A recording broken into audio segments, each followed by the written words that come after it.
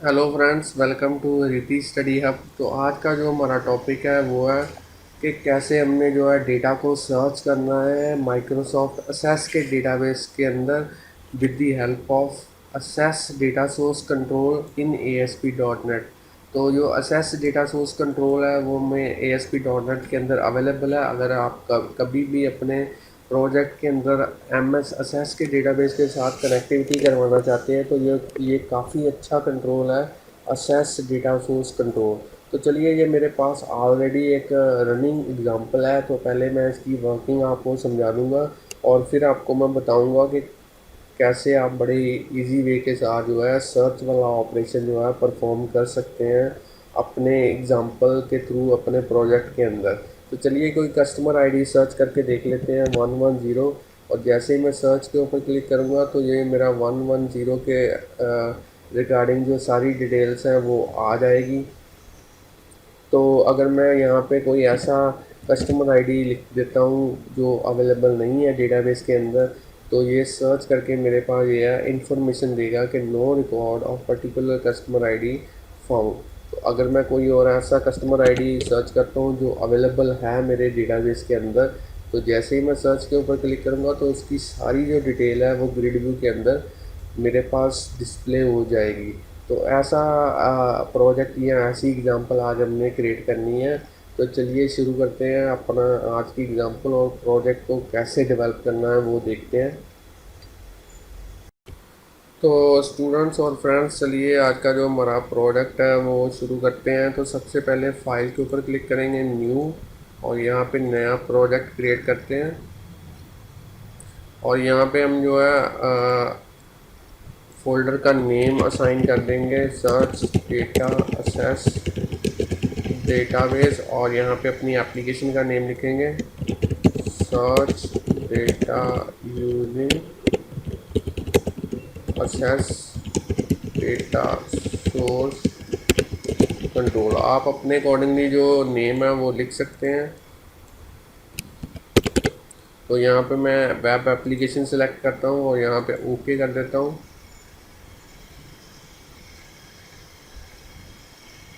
तो ये मेरा जो नया प्रोजेक्ट है वो क्रिएट हो चुका है। तो चलिए इसके अंदर एक नया वेब फॉर्म ऐड कर लेते हैं। तो यहाँ पे मैं राइट क्लिक करूँगा, ऐड और न्यू आइटम, और यहाँ से सिलेक्ट कर लेते हैं वेब फॉर्म। और यहाँ पे आप वेब फॉर्म का नेम दे सकते हैं, और यहाँ पे मैं नेम लिख देता हूँ सर्च कस्टमर आईडी, और इसको ऐड कर देता हूँ अपने प्रोजेक्ट के अंदर।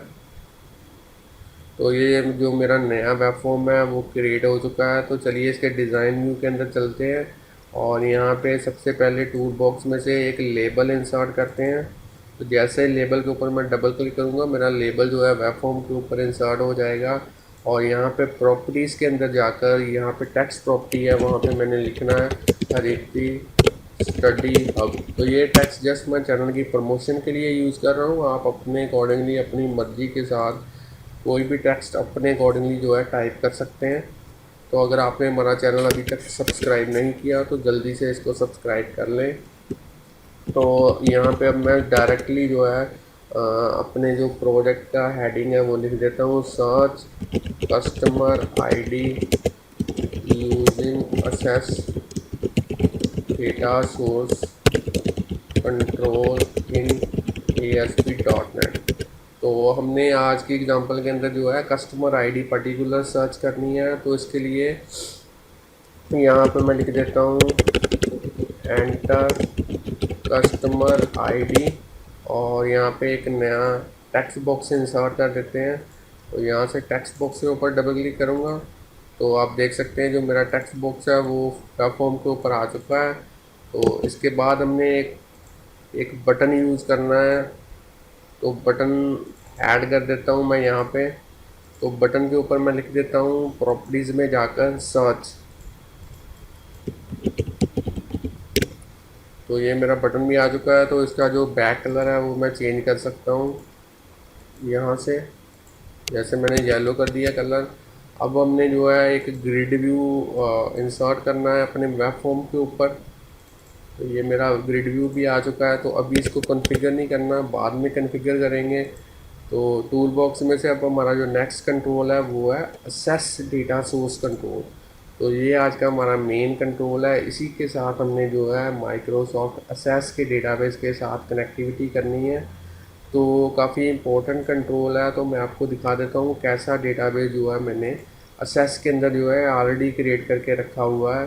तो ये मेरा डेटाबेस है कस्टमर डेटाबेस। तो ये मैंने जो है असेस के अंदर क्रिएट किया हुआ है। माइक्रोसॉफ्ट असेस के अंदर आप बड़ी इजी वे के साथ जो है डेटाबेस और टेबल्स क्रिएट कर सकते हैं। तो ये जो टेबल है मैं यूज़ कर रहा हूँ वो है कस्टमर डिटेल। तो इसके ऊपर राइट क्लिक करके डिज़ाइन आपको इसका दिखा देता हूँ। तो 4 कॉलम्स मैंने यूज़ किए हैं। एक है कस्टमर आईडी, दूसरा है कस्टमर नेम, तीसरा है सिटी और चौथा है कॉन्टैक्ट। तो जब भी आप कोई डिलीशन या अपडेशन वाला ऑपरेशन परफॉर्म कर रहे हो अपने ASP.NET के थ्रू, तो एक बात काफ़ी इंपॉर्टेंट है कि आपको कोई ना कोई ऐसा कॉलम जो है प्राइमरी की सेट करना पड़ेगा जिसकी वैल्यू जो है यूनिक हो। तो मेरा जो इस टेबल के अंदर यूनिक कॉलम या कह सकते हो प्राइमरी की वाला कॉलम है वो है कस्टमर आईडी। तो इसी की हेल्प के साथ ही डेटा डिलीट होगा और इसी की हेल्प के साथ ही डेटा अपडेट होगा। तो चलिए इसके अंदर जो डेटा ऑलरेडी मैंने एंटर कर रखा है वो आपको दिखा देता हूँ। तो ये सारा डेटा जो है ऑलरेडी मैंने एंटर कर रखा हुआ है। और इस तरीके का टेबल और डेटाबेस आप भी क्रिएट कर सकते हैं माइक्रोसॉफ्ट असेस के अंदर। तो चलिए इसको मैं एग्ज़िट कर देता हूँ।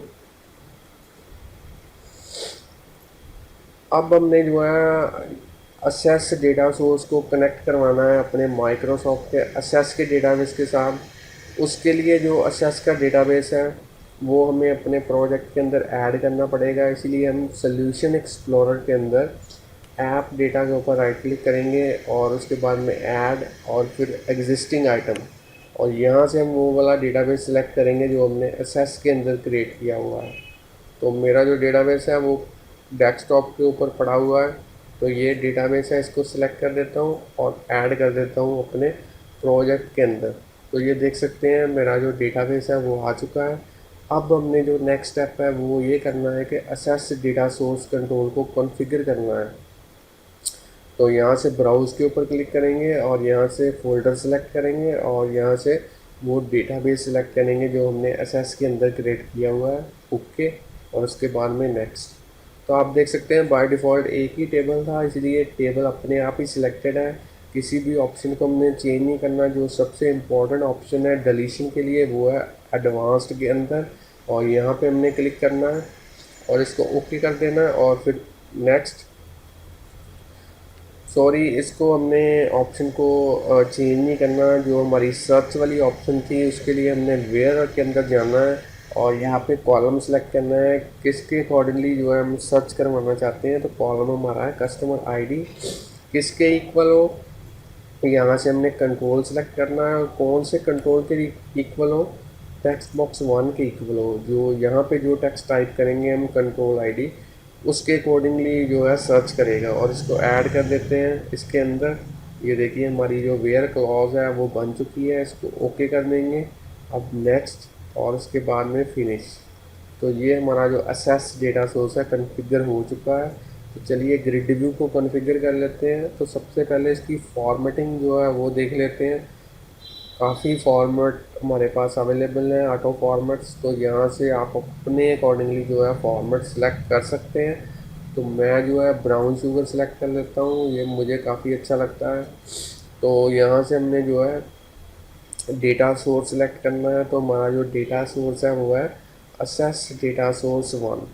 तो चलिए इसके एडिट कॉलम में चलते हैं। तो इसकी जो हेडर टेक्स्ट है वो उसमें चेंजेस कर लेते हैं कस्टमर आईडी। अब हमने सेकंड वाला सेलेक्ट करना है, यहाँ पे लिख लेते हैं कस्टमर नेम। इसी तरीके से तीसरे वाले पे लिख लेते हैं सिटी, और बाद में जो है चौथे वाले के ऊपर भी लिख देते हैं कॉन्टैक्ट। और अगर आप अलाइनमेंट सेट करना चाहते हैं तो इसको कॉलम को जो हॉरिजेंटली सेंटर्ड भी कर सकते हैं।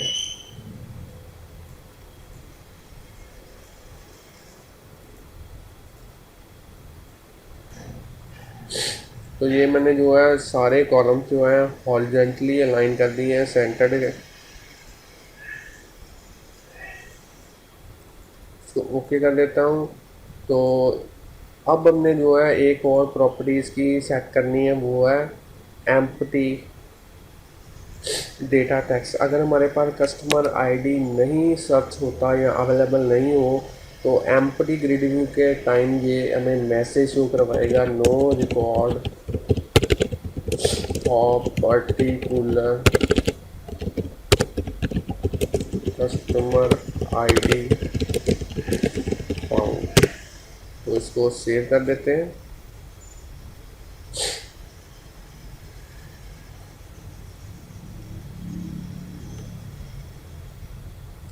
अब हमने क्या करना है, जब स्टार्टिंग पे हम प्रोजेक्ट को रन करें तो इसको हम ग्रिड व्यू को फॉल्स कर देना है, और यहाँ पे सर्च के ऊपर जैसे ही क्लिक करेंगे इसके ऊपर कोडिंग करनी है डबल क्लिक करके, कि जैसे ही हम हमारा जो है सर्च के ऊपर हम क्लिक करें तो ग्रिड व्यू जो है हमारा वो विजिबल हो जाए। तो यहाँ पे डॉट विजिबल ट्रू कर देना है हमने, पहले फॉल्स होगा, जैसे ही सर्च के ऊपर क्लिक करेंगे तो हमारा जो ग्रिड व्यू है वो विजिबल हो जाएगा, ये दिखाने के लिए कि आपको कस्टमर आईडी अवेलेबल है कि नहीं है, उसके रिगार्डिंग सारी डिटेल जो है शो करवाएगा।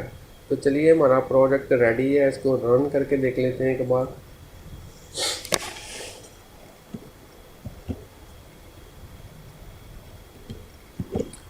तो फ्रेंड्स स्टूडेंट जो प्रोजेक्ट है वो रन हो चुका है। तो चलिए किसी कस्टमर आईडी को सर्च करके देख लेते हैं। पहले 110 को सर्च करके देख लेते हैं, सर्च।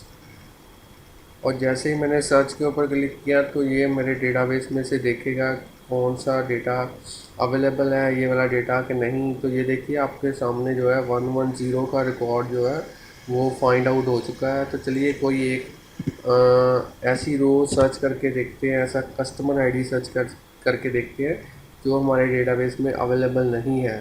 तो जैसे ही मैं सर्च के ऊपर क्लिक करूँगा तो ये देखिए जो एम्प्टी डेटा टेक्स्ट प्रॉपर्टी थी वहाँ से जो है टेक्स्ट रिट्रीव हुआ है, no record of particular customer ID found.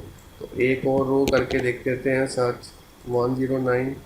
तो ये देखिए 109 के रिगार्डिंग जो डेटा है वो रिट्रीव हो चुका है। तो इस तरीके से आप जो है बड़े ही इजी वे के साथ जो है डेटा को सर्च कर सकते हैं एम एस असेस के डेटाबेस के थ्रू, और with the help of assess data source control ASP.NET के अंदर। तो फ्रेंड्स अगर आपको मेरा वीडियो ट्यूटोरियल अच्छे लगा ये वाला तो इसको लाइक शेयर और कमेंट करना मत भूलिए, और अगर आपने चैनल को सब्सक्राइब नहीं किया तो जल्दी से सब्सक्राइब कर लें। Thanks friends for watching videos.